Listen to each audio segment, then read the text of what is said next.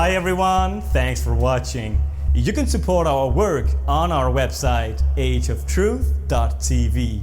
And please like our videos, subscribe to our channels on YouTube, BitChute and Brighteon. And remember to hit the bell for notifications. And follow us on Instagram and Facebook. To be sure not to miss any of our shows, you can sign up for our newsletter on our website ageoftruth.tv.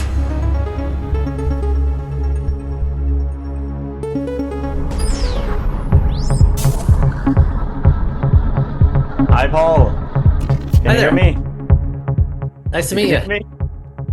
Great, I can hear you too. There you are.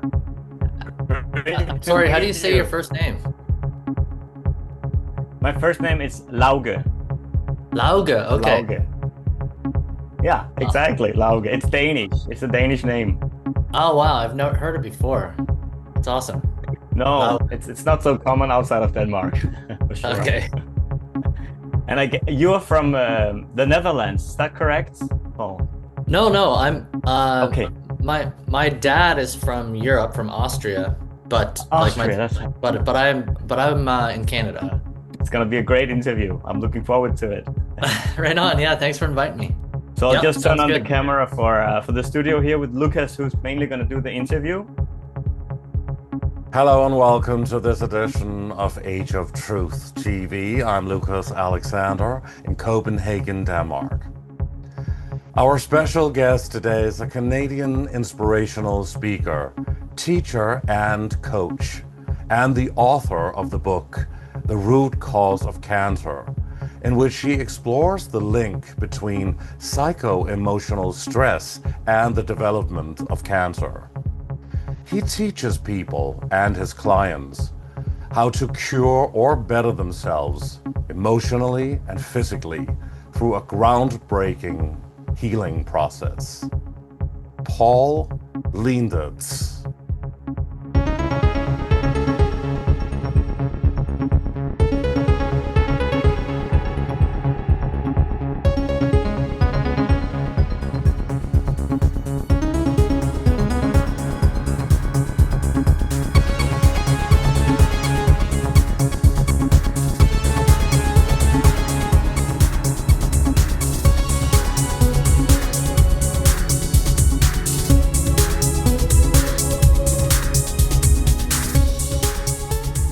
Good evening from Copenhagen, Denmark, and welcome to our viewers on Age of Truth TV. Please like our videos, subscribe to our channel, and hit the bell for notifications. We have a really fascinating show for you today with a gentleman from British Columbia in Canada. He's here with a controversial topic. He's written the book, The Root Cause of Cancer, and he's talking about how psycho-emotional stress is linked to the development of cancer. And there are so many things we want to get into, but we want to welcome on the show Paul Leendertse. No, thank you. Glad to be here. You are in British Columbia. Is all well there? It's good. It's getting into winter time. I don't actually live here. I'm just here temporarily, but yeah, British Columbia is beautiful. It's even though it's raining today, it's still just incredible. Like the clouds hug the mountains, and it's a very special part of the world for sure. Right. And you were born originally in Canada, or what? Yeah, I was born in Canada. Yeah, that's right, in Ontario. Hmm. Great. So just before we begin and go into all the questions on the topic here that's so fascinating, please tell the audience a little bit about your background and history. Okay, well, with regards to cancer, I can say a little bit more. Like personally, I grew up on a farm. I've always been very holistic, very kind of free thinking. My mom didn't even really go to school. Like she dropped out in grade 8. And today, with my new like knowledge and awareness, I'm so glad she did because she really emphasized a lot of freedom for me and thinking for myself and problem solving and creating things for myself. Whereas the school system's kind of like the opposite. They provide everything and then they're always guiding you and telling you what you should do or shouldn't do. So there's a certain kind of freedom I had when I was growing up. And I was also connected to animals a lot. Like we were growing our own food, chickens, ducks, turkeys, like pigs and cows and everything on the farm. So that's kind of like a quick summary of my childhood. Um, and then, so fast forward, I ended up being really interested in health, interested in eventually I started to become interested in spirituality, and that's my main thing today. But I got to define what that even is because I mean there's many different approaches and philosophies about what spirituality is. Anyways, I went into holistic health. I learned about all the physical stuff. Like holistic health is very physical focused typically, which is a good thing. Like I mean, it's important to understand that nutrition needs to be in the food we eat. There's a lot of food in grocery stores. It's not really even food. There's not really even nutrition in there. So the physical knowledge is important. Be cautious of what we put on our skin. So I went really heavy into that. But and I received benefit from that. I was very healthy. I was a holistic coach. But then two people close to me, one my stepfather, one my best friend's father. I called them both dad, essentially. They were such a huge part of my life. Both of them died of cancer just 4 months apart from each other. It was like, as you can imagine, it was really super devastating to go through that. Now it feels like, you know, from the positive perspective, like in terms of like healing through that, now I see it as a gift. I mean, it was painful, but it was also a gift because it launched me so deeply into the psycho-emotional and spiritual realm of health. Because at the time, I I was advising them, you got to take this supplement, you got to do this, apricot kernels, all this stuff, you got to detox, which is good. Like it's maybe good to, it's not like harmful, of course, but didn't work for them. And they did all kinds of stuff as well. They worked with naturopaths and they also did traditional stuff as well. Nothing worked. So they kind of tried everything I wanted them to do, everything that alternative naturopathic world wanted them to do, everything traditional, chemo, radiation, surgery. Man, it was a pretty intense experience. And a lot of people go through this, and there's a lot of pain associated with cancer. So. Anyways, that made me start questioning everything. I just started thinking, wait, wait, wait. Like I thought had special training here and I understood cancer and like I thought all this knowledge would actually work. It didn't work. So, long story short, I started connecting some dots. My stepfather went through some pretty emotionally challenging events prior to his cancer diagnosis, and I thought like maybe stress somehow related to it. I questioned everything. I questioned the whole theory of like why cancer grows, if it's truly a genetic error. I wasn't my focus shifted. I wasn't focused on how to find the remedy anymore, how to find the cure, or how, like how to destroy cancer, because we did that like in a very large way. So it shifted to what's actually causing it. What is it actually? Like why is this happening? Why? And how do we get to like the root of that? So that's what I've been doing for 17 years now, and I just kind of devoted my whole life to it. A few times I've wanted to eject, like this is too intense. It's such a sensitive topic. It's like you said in the beginning, it's controversial. Um, it's emotional, it's spiritual. It really is kind of a big thing to tackle. Thank God I'm not just doing it by myself because there's lots of people that like want to get to the root cause. They want to take that on. They want to be like, okay, like what's going on inside me, inside my, and then you start looking at everything. What happened at my birth? How was I raised? What kind of beliefs did I grow up with? Like, what kind of stress did I have in my childhood? What kind of stresses do I have in my life with regards to, and here we get into things like what we're not prepared for in life. We're not prepared, really, like school doesn't teach us this stuff. We're not prepared for how to deal with sexual relationships. We're not prepared for how to deal with the fears we may encounter in life. We're not prepared for how to evolve, like on a soul level. We're not even taught the soul exists. Like, so, how do we manage money in our life? What about superficialism? What about like social status kind of stuff? Like, what about people taking our energy, crossing boundaries? Like, there's a so the whole world of relationship dynamics and like how to exist truly, like on a soul level as a human being, in love and emotionally and happiness and purpose. This is stuff that you gotta start. Based on my experience, this is what we have to really start to learn very deeply and optimize as much as possible if we're actually going to prevent cancer or heal. This is the realm we got to go into, but it's very sensitive, it's very complex. There's a lot of emotion, so that's what I've been doing though for 17 years. So, 17 years, Paul. Well, you must have been a baby at that time, huh? yeah, well, I'm pretty young, I guess, you know. I forget how old I even am. I don't even keep track anymore. You But forget how old I'm you are? 45, I think, 46. So I started this when I was 20 something. So yeah, it's Great. been a long time. Well, that's fascinating. So, well, before we go really in depth, what is the most important message that you want to share and say to the audience here today? Oh, I really appreciate that question. There's something I'm really passionate about. After all these years, yeah, there's one thing that I feel like is the most important thing, and it's not generally understood or talked about. It's kind of simple, but it takes a life of dedication. I want to define what spirituality is. Please give us your definition of spirituality and how it is connected to diseases and the mindset. Okay.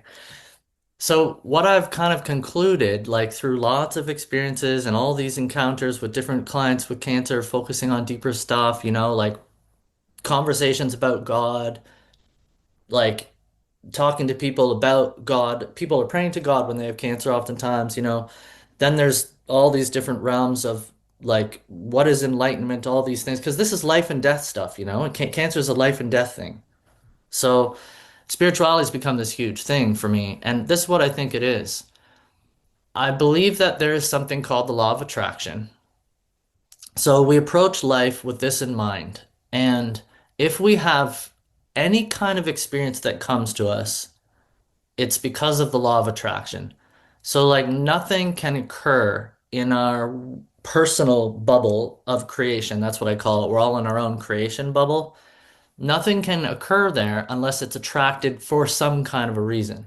Now, this is good things and this is challenging things or bad things. Some kind of a reason. Now, there's lots of reasons that we could get into, but if we just simplify it, that's why. So, if we take that approach, when a challenge occurs in a relationship dynamic, business transaction, anything, any kind of a challenge, then we immediately, first of all, realize we attracted it for some reason.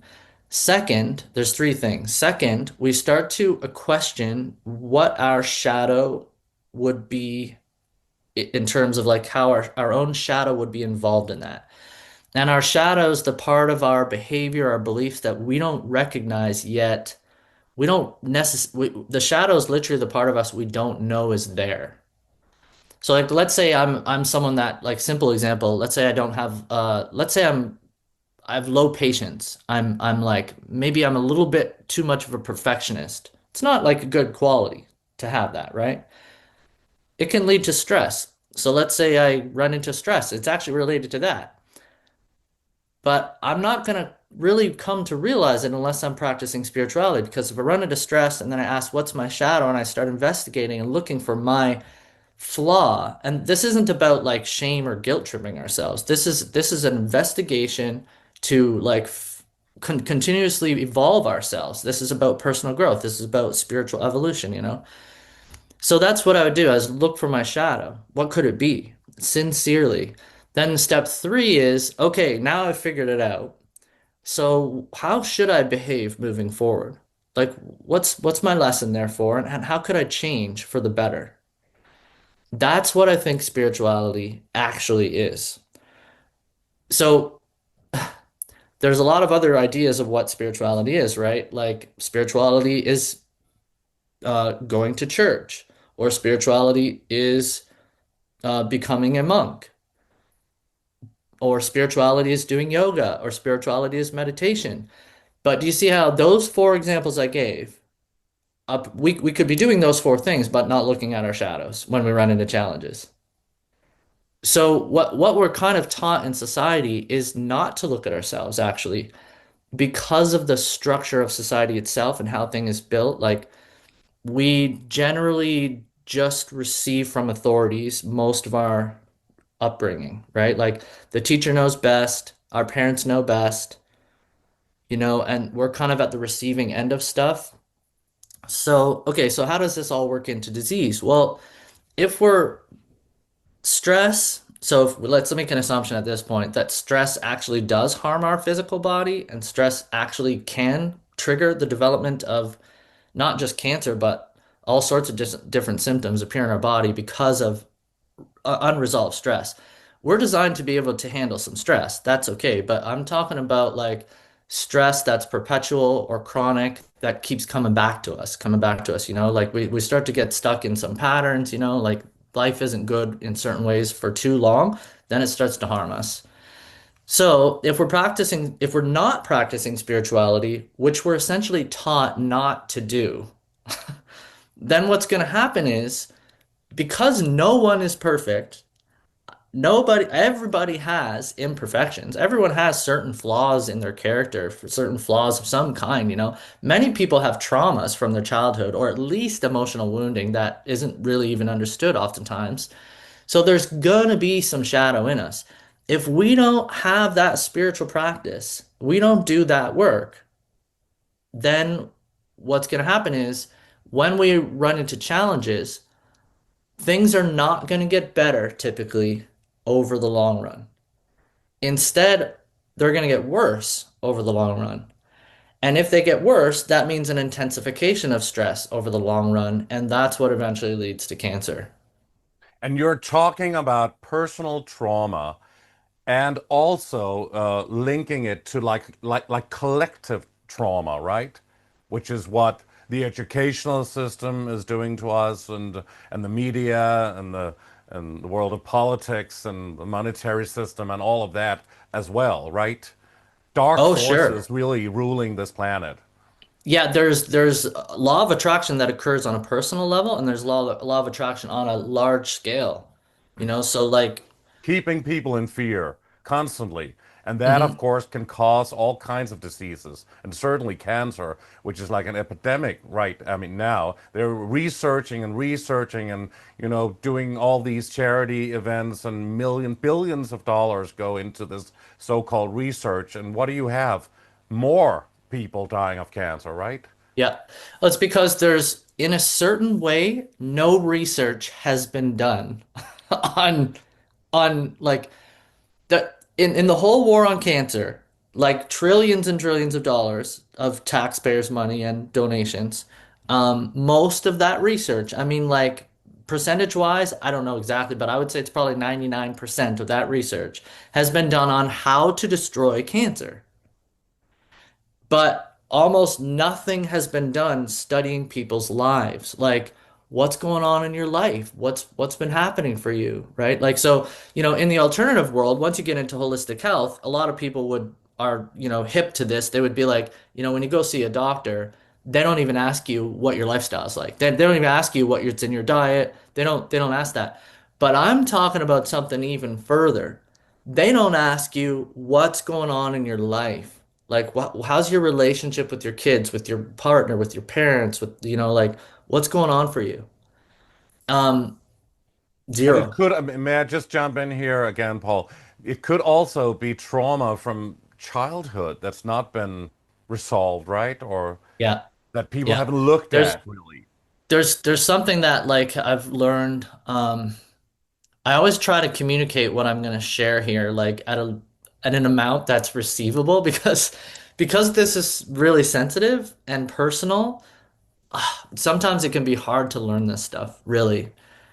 Don't Some hold back people, here. We've heard everything. We go right to the core of things. So don't be afraid of just just talk. okay, well, what people don't commonly talk about and correlate with like symptoms that develop in our body, for example, and you wouldn't even call it this either. Our language is not even correct, is abuse in childhood.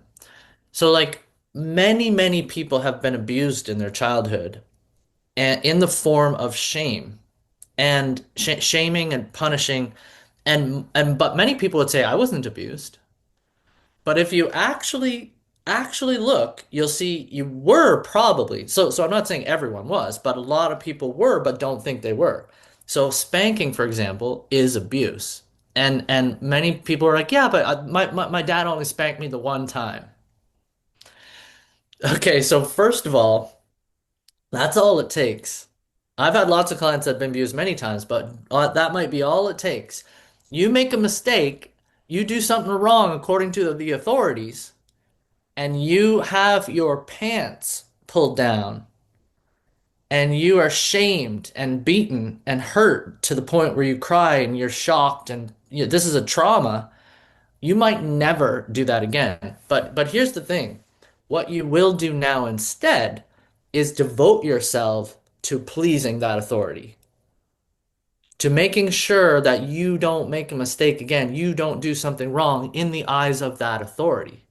So you stop being free on a large to a large degree, you stop playing to a large degree because now there's like a division. It's like I'm not actually truly safe. I can't just learn as I go and figure things out. I like my power is actually in the hands of this person. So like this is deep stuff. I'm just kind of scratching the surface here. Well, I'm going kind of deep actually, but like that's abuse. And if you look at the generational trauma, like my mom, when she was in school, the principal of schools at that time, they had weapons. So you wouldn't call it weapons. You just call it like the strap, or you call it like a piece of wood, like a long rod. And this was perfectly normal, you know. The principal could beat the children if they misbehaved. Now, then you got to ask, okay, how are they misbehaving? Like, what's really going on? Well, like the school system was designed, like if you look into the books of John Taylor Gatto, he really reveals like the roots of the school system. It's built on slavery. So what do you do with a slave when they're not doing their duties? You maybe you hit them with a whip. It's collective mind control. Forever. It happens from birth, actually, Mm. from our parents, our family, our surroundings, and certainly the educational system. And then when you people go out in the world, of course, it happens there and through the media, and that's why people are collectively enslaved, right? Even though more and more people are waking up now to what's going on in the world. That's what we talk about in this channel. And certainly in 2020, we saw a massive awakening, and we hope to wake up more people to what's actually going on. Yeah. Also, for them to understand that it's not just about taking some drug or even a herbal remedy or something, maybe. That's also what you talk about, right? It is really to go within, to look deep within, and to try to resolve whatever problem or trauma there is in there in order for you to, well, eliminate the cancer. Isn't that what you're saying? Yeah, absolutely. This is how cancer is reversed. Cancer can actually just disappear. I've got testimonials. But what about kids, Paul? Ah, Kids sometimes in the ages of 3 is developing cancer, or even when they're born, it's also an epidemic at the moment. And they definitely yeah. didn't have a lot of years and times to, chronic stress and build this up. So please just address that also. Yeah. Thanks for asking. I don't like to talk about this one so easily. I teach all about it in my level 2 training, all about it in depth, how this works. I've worked with some parents with childhood cancer, and but not many.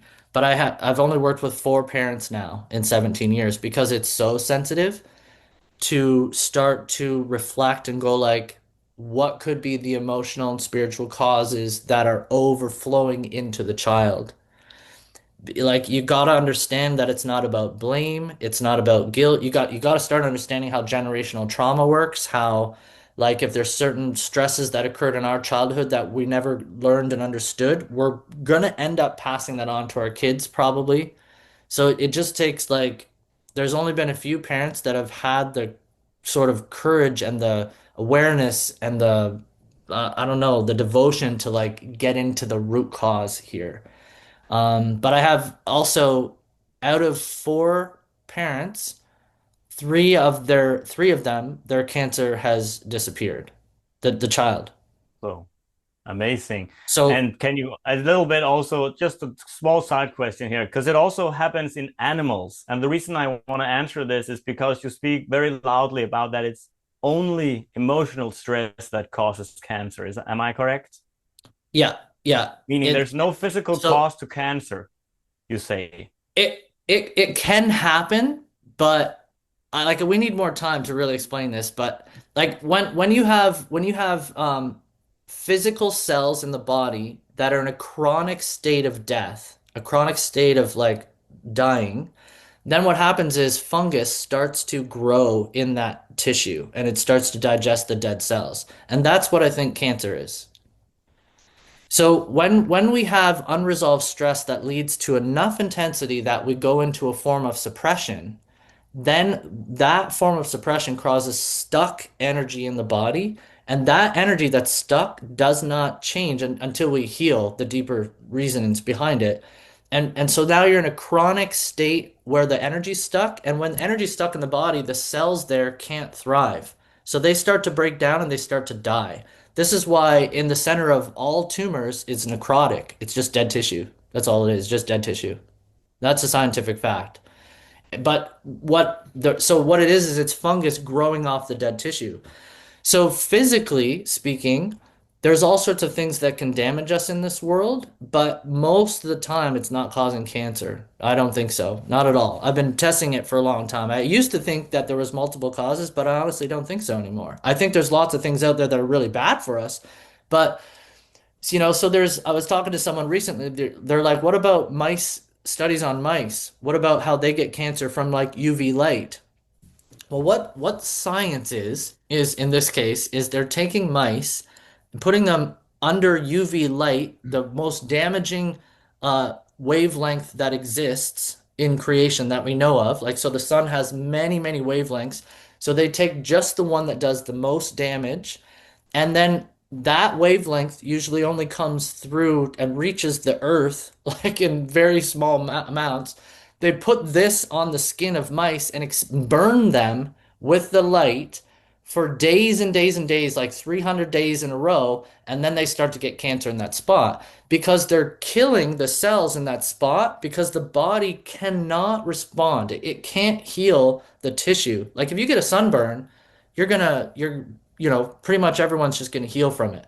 But imagine if you're in the sun getting burnt like Jesus, tied to a cross in the sun day after day after day after day after day after day after day, then yeah, you could get cancer on your skin from that but this is like really rare. These animal studies and models don't apply to the real world. So what's mostly happening is the stuck energy in our body. That's the real cause. But like the world is not being guided into love and truth. The world's not being guided into spirituality. The world's being guided into war, power struggles, fear, survival. Then everything becomes physical. Like, okay, man, I got symptoms in my body. I've gone through hell. Where's the cure? It's like, no, we got to get to the root cause of why you just went through hell. And that's because things were happening that were out of alignment with love and truth. That's where the real change has to occur, that we don't need any cures that don't work in the long run, anyways. So, anyways, the energies of stress in the parents, unfortunately, they do pass on to the child. Children are like sponges and they absorb these energies, and children are highly, highly attached to their parents, and so are pets. Pets are highly attached to their owner. So when there's stress occurring in parents, children start to go through their own processes and experiences, and it's not good for them. Right. Children seeing their parents fighting, children seeing, like sometimes, there's an affair, someone's destroyed, they go start sleeping in bed with their kid. I don't mean sexually, I just mean like for comfort, and they're sad, they're depressed, they're destroyed, there's anger, there's resentment, there's constant fighting. The child's right there, absorbing that. We got to heal this stuff, And how We did got to you heal it. help people? I mean, in what stages of people's cancer were you able to help or cure them? I mean, to what extent? This is so fascinating because you've been Mhm. doing it for a long time. You've had a lot of people on your courses and taking your therapy or whatever it is, please talk about the extent of this. This is so fascinating. Well, cancer can be healed at any stage, first of all. Stage 4, metastasize, because the cause, and I just want to say something. I don't cure people. I don't like offer a cure. I don't heal people. I help people understand and help people start to do this spiritual work. And they kind of like, we all still have our own free will. So we kind of have to navigate ourselves still. But it's helpful to have like a guide, So to, it's important for you to say that you don't cure people, but you can help people and guide them for them to cure themselves if they understand yeah, the way. exactly. Yeah. Okay. Yeah. It's important too because that's where our power is. Like it's our power that we have to get back. Like so if someone has cancer, it's because they've been losing themselves into something, right? So I gave the example of spanking. We lose our power to our father or mother. We've got to get it back. So that's very spiritual thing. There's all kinds of emotions involved. I forget what was your Can I first jump question in just there? quickly here, Paul? I just want to ask, so you talked a little bit about now that you give your power away. Is that maybe going back to the first question, the main message for people regarding their emotions and how to learn relationships in life?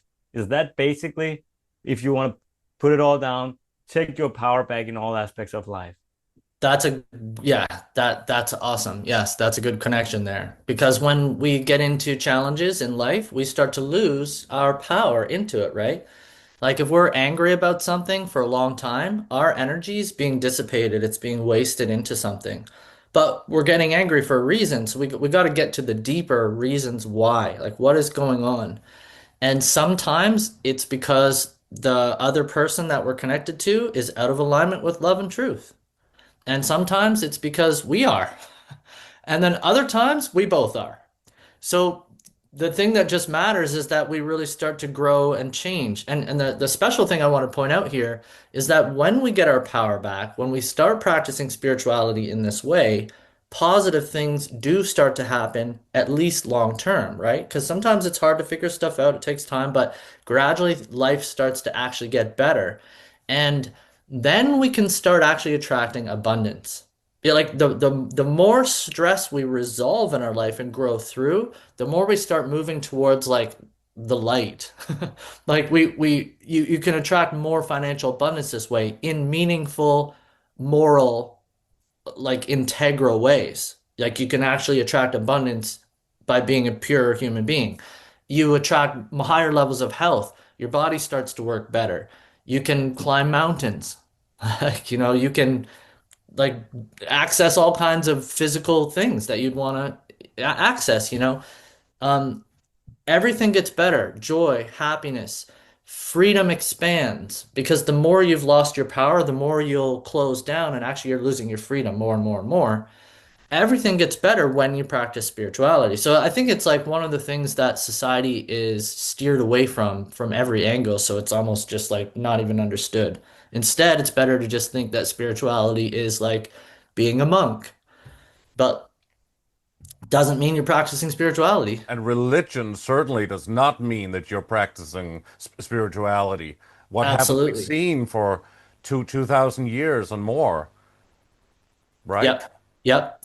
And not to say, you could be religious and practice spirituality. Yeah. Yeah, yeah, But exactly. but oftentimes it's not the You case. also talked about, attracting wealth, for example. But then take an example here. Steve Jobs, he was like a billionaire, right? He died of cancer. And we've seen a lot of celebrities actually dying of cancer. And they have billions of millions at least. He had billions of dollars. He could have all the best treatment in the world. Why do they die? They could get the best treatments. I actually assess Steve Jobs' cancer in my level 1 training and teach why he developed cancer according to my experiences and my teachings. And so we could talk about that, but let me try to answer your question first. Yeah, money does not equate to happiness. Money does not equate to love. Of course, it doesn't equate to love. And a lot of times money is being made in corrupt ways and in ways that damage the planet. Like one of the things that hurts me is just knowing like all the old growth forests that are cut down in the world because people just want that lumber. They just got to have the lumber because they got to make money.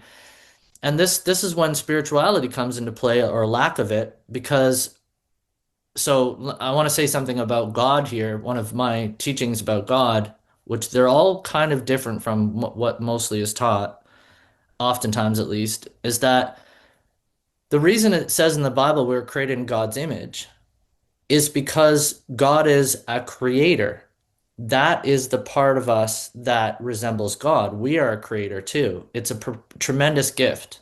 Like it's a powerful, the gift of creation itself. So like I can't create the sun, I can't create the earth, the trees, the fruits, the how the human body works. God's created that, which is incredible. But I'm a creator. So look, we're communicating right now over some pretty incredible technology. Like you're in the opposite side of the world and we're having a real-time conversation. So we can, this is a human creation.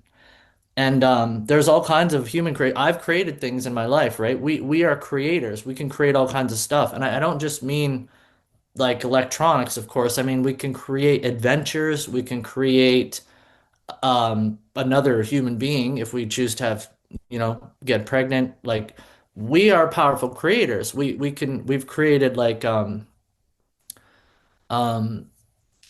pretty incredible machines and f food combinations and art and like instruments and like if we really get into it, like humans are pretty incredible things. It's a pretty big gift we've got. But what happens is if you don't understand how powerful of a creator you are, then you can think that the only way that you can get rich is if you cut down these old trees. Like I can't let go of the opportunity here to make all this money. I can't because how else will I make money? Well, you're just not using your power as a creator. You can make money in other ways. Choose it. This is the spiritual thing. But so oftentimes fear, scarcity beliefs, like I have to do this, actually disconnects people from their power, their soul creation power. And that this has to do with like oftentimes cancers related to stress related to money. And so, lots of people are in a job they hate, or they're in a relationship that they don't like. It's not growing spiritually, it's not evolving, but they don't know how they'd survive on their own.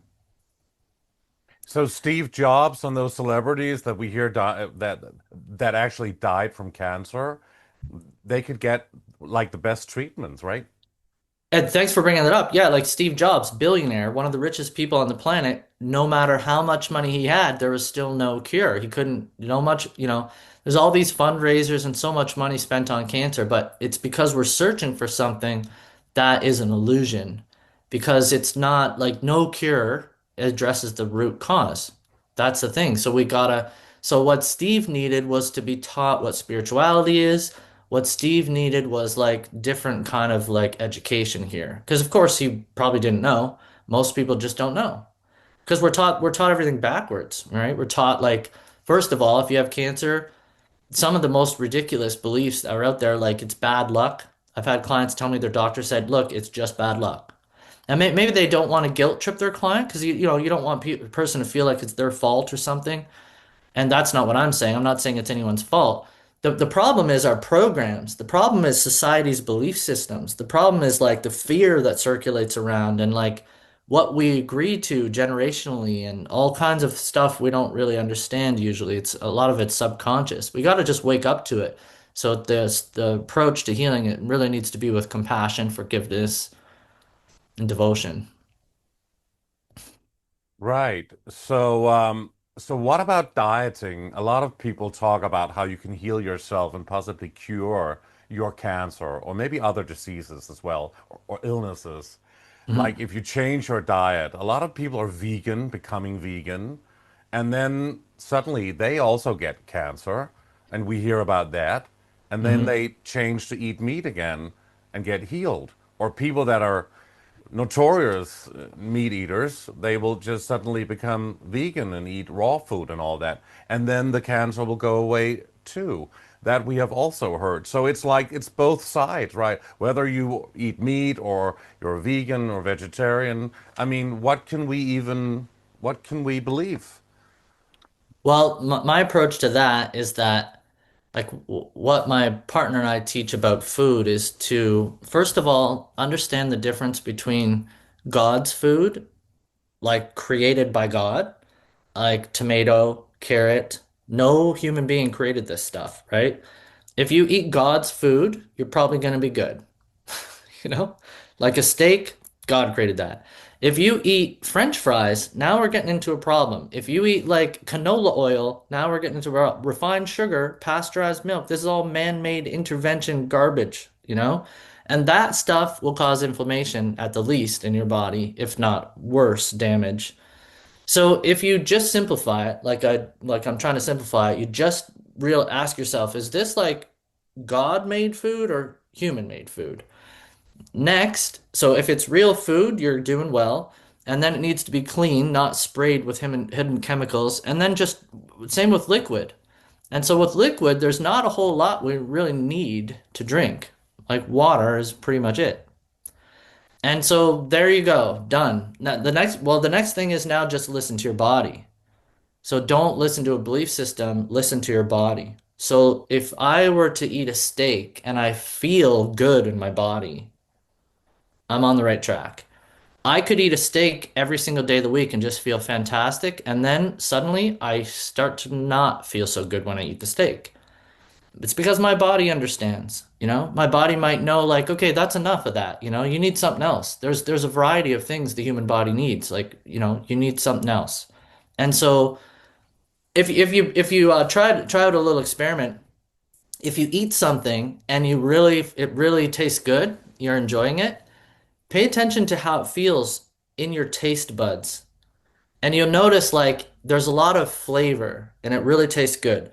As you keep eating, you might notice that at a certain point, and it's actually related to how much digestive acid you have, how much digestive enzymes are available, how big your stomach is, at a certain point, your body is done. It doesn't want any more of that because you've reached a certain limit that it understands. And you'll literally notice that the taste or the flavor disappears. It's But just what if like people are addicted to sugar or candy and they eat a lot of that or fast food and so that means it's like an addiction now because maybe they're just overhearing these signs that it's not good for you because they want it again. They want more. that's yeah, that's right. Because addictions are driven by emotional disharmony. And our emotions override all kinds of stuff, you know, like if for Or it example, could be like demonic entities possessing you in some kind on a soul level. We've that's discussed that possible. before. We could have a big conversation about that. Like there's lots of explanations that say that, you know, when people die, we go into the spirit world. We lose our body, but we don't die. But we're not like we go wherever is appropriate with regards to like our choices in life, our karmas, and where we're at in our spiritual progression. But anyways, a lot of people when they die, they attach to people still in the physical world and they don't want to let go and they can take advantage of people and influence people. You can get like I've heard, you know, example is like if someone dies and they have addictions that were unhealed related to alcohol, they can attach to people and that want to drink as well. You have to have an opening to these spirits. They can't just come get you. You have to have an opening. Yeah, But but if they you don't like have to start be human spirits, right? Or some spirits that were in a human on a soul level. Could be like demonic entities from outside, right? From another dimension, if you believe I'm that. open to the possibility. I don't know, but I'm open to it. I think the spirit world is way bigger than what humanity knows. Today, Paul, it's Saturday. If I want to enjoy a glass of champagne, shouldn't I do that? Or wine or whatever? I actually teach that you should, yeah. Because we have coping strategies and desires for a reason. If you want to cut something out of your life, I don't suggest doing it with willpower because there's a reason why we lean on these things. There's a reason why. And it's pretty hard to have a perfect life too. So like if you overwork, like with myself, one of my Achilles heel is to work way too much because I'm very passionate about what I do and I have a lot of responsibility. So I can find myself way overworked. And that's my responsibility. So I got to practice spirituality, right? Why am I attracting this? How come I have way too much going on? Why did I attract this? Well, so now I look deeper, right? But anyways, it's not so easy. So sometimes I'll just eat some chocolate. It's got even refined sugar in it. But when I eat it, it gives me a little boost because I'm drugging myself with caffeine. And I'm getting a just quick fix. I'm not saying it's healthy, but what can be worse is to try to be a perfectionist and try to like cut yourself off from your desires and try to be like perfect, and then you can get into emotional suppression. And that's actually worse for you than, like sacrifices on a soul level, emotional challenges, emotional stress, that's worse for you than physical stuff. So my goal would be to eventually cut refined sugar completely out of my life, which for me it essentially is. My goal would be to eventually cut caffeine out of my life entirely. And for me, it pretty much is now. And I would cut out alcohol, but it took me a long time and I didn't beat myself up about it. And like the other day, I had a couple friends come over, they brought their own wine. I'm like, I don't drink alcohol. It's been 10 years. But I'm like, you know what? I'll try some of your wine. Like I'm not going to be try to be perfect here because I know the thing that matters more is my freedom and my like balance and wholeness in my life. And if I don't truly need an addiction to try to establish balance in my life, then I'm like pretty good. But that sounds very healthy and very balanced, actually. You talk mostly about cancer, but what about other diseases or, well, diseases really? You talk about the root cause, the root Uh-huh. cause. So how about the root cause of other diseases? For example, a root canal infection in your tooth or a root canal treatments. That's something some of us go through as well. I noticed, for example, when I was drinking coffee that, and I didn't notice until near the end, unfortunately, when I was cutting it out, but that first of all, as I gradually figured this out, and I'm saying this because coffee literally burns holes in your teeth. Yeah, because what it Really? does, yeah. And if you go to the dentist and actually investigate this, it depends on how much coffee you drink, of course, and how long. But what coffee does is it makes your blood acidic. So as soon as you drink a coffee, like all the inner physiological stuff starts changing, hormones change, and our blood chemistry changes in particular, it becomes more acidic. And as soon as our blood becomes acidic, it starts to leach minerals out of our bones and our teeth. So if you drink a lot of coffee, you'll literally start to find these little porous holes are starting to form in the teeth. And so like a lot of people think cavities are coming from eating like sugar, but a lot of the cavities are coming from acidic blood. And acidic blood can be caused from more than just coffee, but stress. So every time you have stress, like if you have big stressful bouts in your life, even if you have a perfect diet, your blood will become acidic. This is why like a lot of people think like in order to heal cancer, gotta have an alkaline diet, but your blood can become acidic from your life itself, not just what you're eating. And that's a bigger impact actually. So So a the root root cause, canal infection can be caused from stress and from even drinking coffee or maybe Coca-Cola, that there's like caffeine in that yeah, too. yeah. And if we get to the root, then we ask ourselves, why am I drinking coffee? Why? Right? And then that opens the door to like deeper stuff. Um, why am I drinking pop?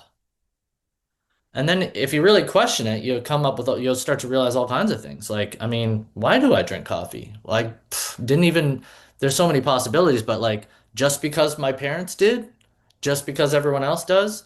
Um, Because you but feel more awake, or you want yeah, to wake up on coffee, even though actually you don't really, you actually get more tired after a while, right? yeah, Often maybe happens. because I'm tired all the time. Okay, good. Why are you tired all the time? Well, because And for myself, one of the things I realized with coffee is if the only way I could continue to go to work, this is years ago, this is 15 years ago, is if I drank coffee. Because I needed motivation. If I didn't drink the coffee, I'd just drag my feet all day because I didn't want to be there. But if I drink the coffee, I'm like, okay, I'm ready to sacrifice myself. But it's, like that's what's going on for a lot of people. I'm not saying everybody, but yeah, we really got to ask like deeper, why do I do what I do? Why do I feel what I feel? In a loving way, in a devotion to truth and love and wholeness. So how do people truly approach your way of dealing with, well, certain illnesses and specifically cancer, which is your expertise? How are they cured, or are they getting better? I mean, what's the treatment? What's the way, your way? Well, I guess to kind of try to summarize it, it's based on spirituality, so that needs to become the devotion right away.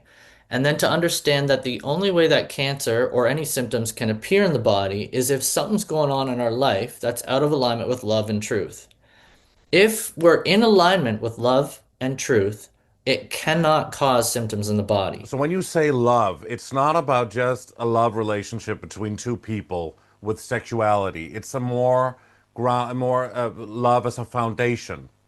Yeah, thanks for clarifying. Yeah, so for example, we're not in alignment with love if we allow someone to gaslight us repeatedly.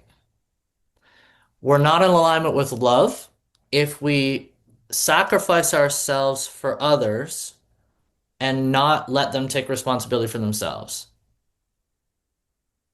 And so I could give a bunch of more examples, but that yeah, thanks for clarifying because I mean, yeah. Um we're out of alignment with love if we are having an affair with our partner, of course. We're out of alignment with love if we're spanking our children. We're out of alignment with love if we are agreeing to do something because someone is pressuring us to do it and we succumb to the pressure and we do it. That's not being in alignment with love because being pressured is not love. And so allowing it to happen to us is not love either. So we have to learn what love is in a big way because there's all kinds of concepts and beliefs about what love is. And when you say truth, it's not just about being a truth seeker and a truth speaker and understanding the world and and the and that everything we've been taught since we were children is actually a lie and upside down. But it's more like a truth, like standing in your truth and being truthful to who you are and daring to be different or speaking your mind, no matter what the other guys will say. Yeah, there's like a couple different truths that I talk about. One is the one you're just describing, which is important, our own truth. So like, do I really want to work this career? Do I really want this job? Or do I hate it? That's my truth.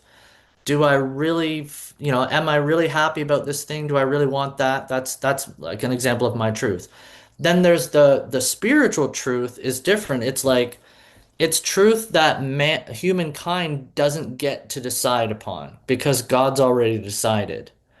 And I need to explain this more because most of our traumas and wounds are being related to being controlled and having other people's truth forced onto us. And so it can sound like I'm somehow kind of talking about that, like God is this like horrible entity that's in control of us. But what I mean is like if God actually is love, and please keep in mind here, I'm not talking about like I don't follow a particular religion. I'm not some kind of like I'm sort of different here. I've been really investigating a lot from different angles. I work with lots of religious clients, of course. Some people could call me a Christian. Some people try to call me a Christian. I don't want to be labeled. Universal force, Uni source, Universal creator. force Mm. that is sort of in charge, but it's a loving force. For example, if I cut my arm, no one on the planet, including myself, knows how to heal that. Nobody. Nothing I can do about it. Really much. Not really. But my body It knows exactly what to do and it heals the cut. Like I just cut my thumb 2 weeks ago and the cut is, I'm just looking at it now, it's like completely closed in. It's like magic. God already did that. So now let's talk about truth. Like the truth is, let's say that um honesty, like being honest with someone is love, and being dishonest with someone is not. Um, Shaming somebody is not love, but connecting to someone and understanding them is. And these are things like we can't change. That's like the truth. If I lied to you, right? Like I told you something, like I tell you guys something, right? We're becoming friends, and I tell you something and it's a lie, and then you find out that I lied, how's it gonna feel in your soul? It's not gonna feel good. God designed it that way. That's what I'm saying. That's the truth. So like the truth is, if you are deceptive with the people that you love or connect with, it's not in alignment with love. And like people try to go against that, you know? People like no, no, no, you know, like it's for personal reasons and all kinds of reasons, but like it's never going to change. If someone lies to you, it's going to hurt when you find out. And if you lie to others, once they find out, it's going to be a problem. And so, you know what I'm saying? It's like if I were to lie to you and you found out I lied and it felt good, we would be in a weird world, a weird reality. So what I'm saying is like God is in charge of those deeper, bigger things. Well, that's what they That, do but through the but media. That's what the politicians do. The media, the educational system. They lie to yeah, people, and and everybody believes it, right? yeah, and well, And and a you, lot of people feel good about it. They go out and vote. They believe in the whole thing, the medical situation and all that. We know what yeah. we're talking about. But there's a thing that there's the thing is though, thankfully, because I really believe that existence is built on principles of love. It's just built on principles of freedom as well. So it gets a little co sort of complicated. It's not really complicated, but it's like we get to choose what we're gonna do because that's love. Freedom is love, right? Like if you start controlling a person pretty much across the board, that's not love. Sometimes we need to restrain a person if they're like really harming people. We got to restrain this person, you know? But most of the time like that's not what's needed. Usually there's control happening. But love yes. So there's something called karma. And if as soon as so if I lie, I can't get away from what I just created. I'm a creator too. God gave me that gift, but I'm under God's laws of truth. So the truth is, I just did something that's not in alignment with love, according to God. I don't get to decide, like, no, no, I can get away with this. That's not how it works. So there's a karmic imprint that occurs in my soul. And now, because of the law of attraction, certain events are now going to come into play. So I might get away with stealing from somebody temporarily, but in the long run, there's the law of karma. So this is why, if you look into the history of royalty, many, many royal people have been assassinated. If you look into the history of, like you're saying, like politicians, many of them die of cancer. Many of them commit suicide. If you look up in on Wikipedia, there's a long list of politicians that have committed suicide. And then drug overdoses, and then there's cancer. But Royalty the developed interesting cancer. thing, though, Paul, the interesting thing is that you talk about emotions like grief, fear, stress, anger, resentment, unresolved trauma, and that causes cancer. But there's also a lot of people that experience all of those emotions and they do not get cancer. So what's your answer to that?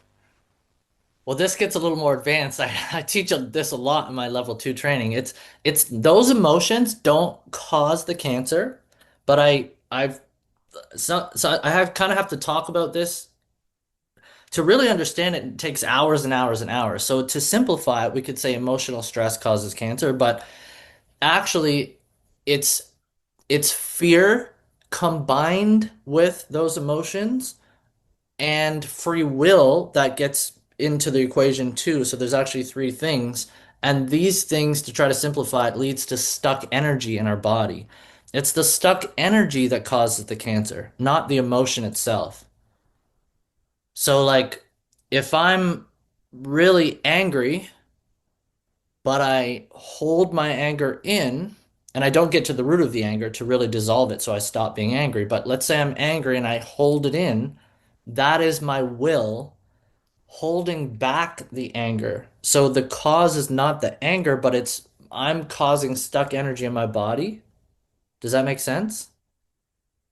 And anger is part of it, but then the reason I'm holding it back is first, there's some reason there too. I might be afraid to express it. So there's fear. So this causes stuck energy. So to answer your question earlier too, this is like the cause of strokes, heart disease, cancer, Alzheimer's, Parkinson's. It's all essentially the same cause, which is stuck energy in our body. So we have like an energy body for real. Like our emotions are all energies. Emotions aren't even physical things. You can't touch anger really. You can't touch grief, but it's a feeling that's very real. Just because it's invisible, we feel it. It's an energy. And that energy flows. It's alive. Like if I express my anger, the energy's moving. If I'm experiencing anger, the energy is damaging. So God's designed it this way too. If I experience happiness energy, it's actually good for my body. If I experience a feeling of celebration, if I experience the feeling that comes when I like serve others, it feels good. If I'm like I appreciate myself, it feels good. If I feel guilt, if I feel resentment, if I feel fear, these are energies that actually harm the physical body. You can't exist chronically like that. It'll destroy you. I want to jump in with a few questions here that you have talked about very specifically that certain emotions is linked directly to certain types of cancers. Could you please explain a little bit about that and how you've come to that conclusion also? Because that sounds very specific and almost like you've done research in the field.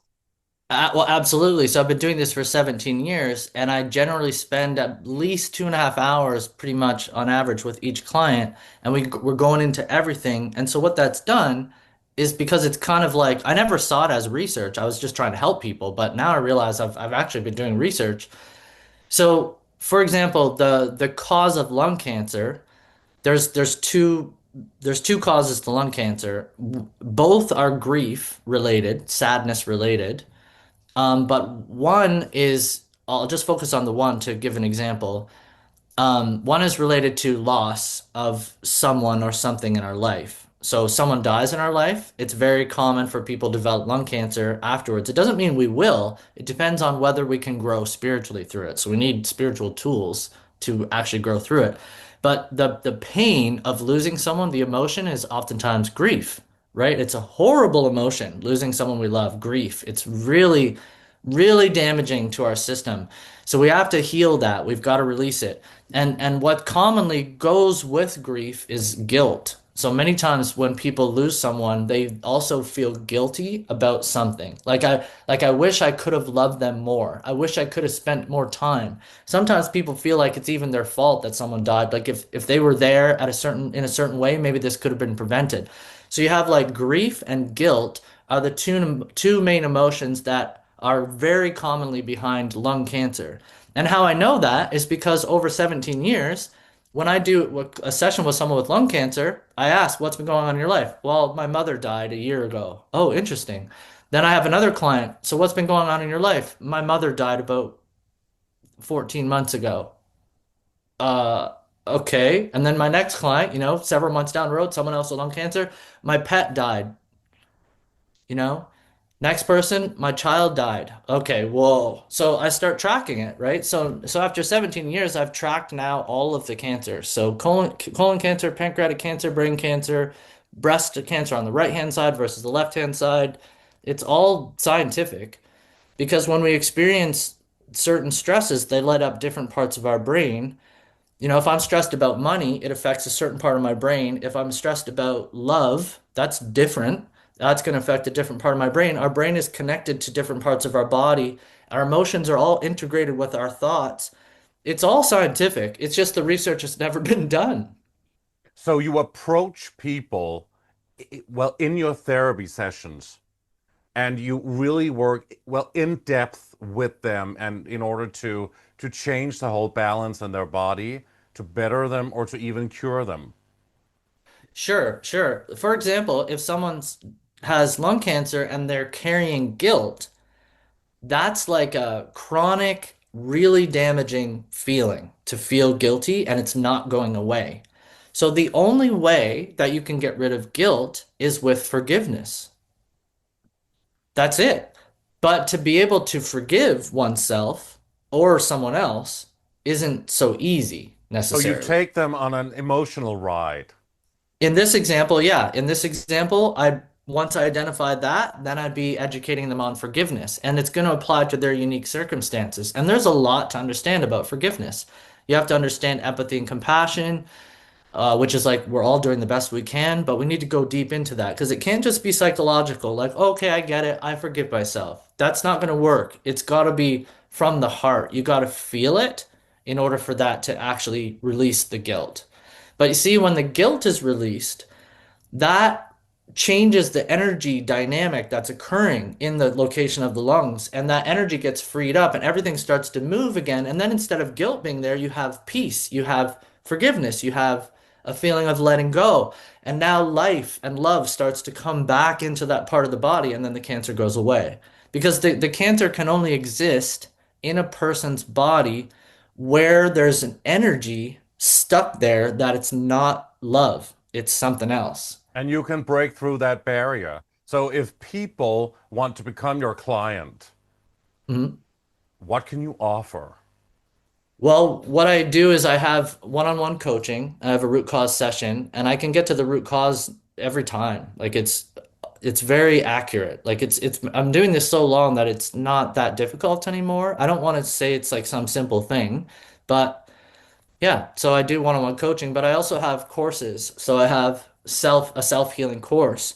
And in that course, it comes with a bi-weekly call. So we've got people in the group that are all focused on healing themselves. And it's not a walk in the park. You got to practice spirituality. You got to go through change. You got to change your life for the better, of course, change your relationship dynamics. You got to heal your soul. And the only one can do it is you. So in my course, I teach how to connect to our soul. um, I teach all kinds of things. I have spiritual tools, 15-step process for journaling, 15 steps, like, and I educate on each of these steps. So you have to understand anger, the depth of anger. There's a lot to know about anger. It's not just this simple thing. And you got to know a lot about guilt. You got to know a lot about fear and understand these things and like how to transcend them, how to, because, we can heal cancer by turning cancer into a gift. Like it's a horrible, scary thing, but we can turn it into a gift, and that gift is the evolution of our soul. It is the transformation. It's shedding our traumas or shedding our programs. It's transforming things for real. Our life actually gets better, and that's the real cure. That's what I think the real cure is. Well, if people are really sick, they can also come to you, like stage 4 cancer, and get a Right now, I one-to-one. don't offer that anymore. I did that for 10 years. I had people with cancer that come live with me, and they would live with me for 30 days at a time. And I had a 90% success rate. People's cancer just disappearing. And it's wild, but I was not doing anything to try to destroy their cancer. What I was doing is like several things, but like they were stepping out of their world and stepping into a supportive healing environment, meaning nature, meaning animals, healthy food, no more challenges, no more responsibilities. And we're doing this kind of spiritual work together where we're investigating things and we're bringing love and compassion and courage and we're. So it's really powerful stuff. It's like I wasn't giving people vitamin C, I wasn't doing any treatments, I wasn't offering a cure, but people were healing. This was stage 4. So I did that for 10 years, but in 2020, I had to stop because they shut everything down. So a bunch of clients that were supposed to come to me couldn't. They couldn't fly, couldn't come into Canada, but I embraced it and then it was kind of like super stressful to be honest at first, right? But I practiced spirituality and I transformed it. And I realized I embraced it. I needed to go online and just start teaching. I've worked enough with one-on-one, like one person at a time for 30 days. Now I need to actually just teach what I've discovered, teach the tools I've developed, and now I have like practitioners. So I also teach root cause practitioner certification. So I have naturopaths, oncologists now, doctors, stay-at-home moms, personal trainers, emotional healers, body workers, physiotherapists, tons of people have been from all walks of life are taking the training now and then taking this knowledge and expanding on it because it's not like I've figured it all out, but I've really got a good start for everybody because I'm one of the only I'm the only person I know that's ever done that. There's this is research that's just kind of never been done. So, just in our remaining moments, please tell people how they can contact you and your website. Okay, thank you. Yeah. Go to rootcauseinstitute.com. If you have cancer, the route is to go do one-on-one session and then do the accelerated self-healing course. If you don't have cancer, but you want to help people, you want to gain skills and gain this knowledge, it's extensive stuff, then you take a different path. It's my level 1 and level 2 training. So this deeper root cause stuff is really synergistic with like all the physical stuff because it's not that the physical stuff isn't good, but it's more we just have to bring completion to it. We got to get to the deeper stuff. So those are the two things. I do have a book. It's called The Root Cause of Cancer, but I want to say I wrote it in 2010. So this is 16 years ago or 17 years ago. It's got some good stuff in there. Um, but my knowledge has expanded greatly, and I've even understand cancer a little bit differently. I was more physical based back then, because then I thought like everything is really causing cancer, like everything causes cancer. Now I realize no, actually almost nothing except the one thing, which is the worst and the most difficult, and that's what brings me to spirituality. Wow, that's fascinating. And we would love to have you on for part 2. But this has been absolutely fascinating and wonderful. And we both want to thank you so much for being on Age of Truth TV, Paul Leendertse. Thanks a lot. Thanks for hosting me. Thank you so much for being on, Paul. It was an honor. It was great. Thanks. You were just like great questions. You really kept it flowing. We're just like boom, boom, boom, Great. boom, boom, from one thing to the Yeah, we next hit thing. you with Like, a lot there, right? I know you have to really understand. You can go deep. That takes hours and hours, but I think you did a very good job in explaining it. It was very nice. Yeah. okay, great, great. Yeah. Very And good. we'd love to have you on again because we can tell this is much longer. It's a much longer conversation, right? Yeah. I feel like I have to say a lot of stuff oftentimes about each particular thing, or else it's not understandable or receivable. Thank you so much for being on. We appreciate it and have a wonderful day in Canada. Yeah, it's really a pleasure to meet you guys. Thank you and Likewise, likewise. likewise. Okay. Absolutely. Okay. See you Yeah. soon, See you hopefully. again soon. Okay. Yep. Bye-bye. Thank you so much to Paul Leendertse, and thanks to all of you for watching Age of Truth TV. You can support us by clicking onto our website, ageoftruth.tv. And please like our videos, subscribe to our channel, and hit the bell for notifications. You can sign up for our newsletter on our website, ageoftruth.tv as well. Please also subscribe to our alternative channels on BitChute and Brighteon. Your support is very needed and very appreciated. And on behalf of the Age of Truth TV team, we thank you so much for watching, and we'll see you again soon.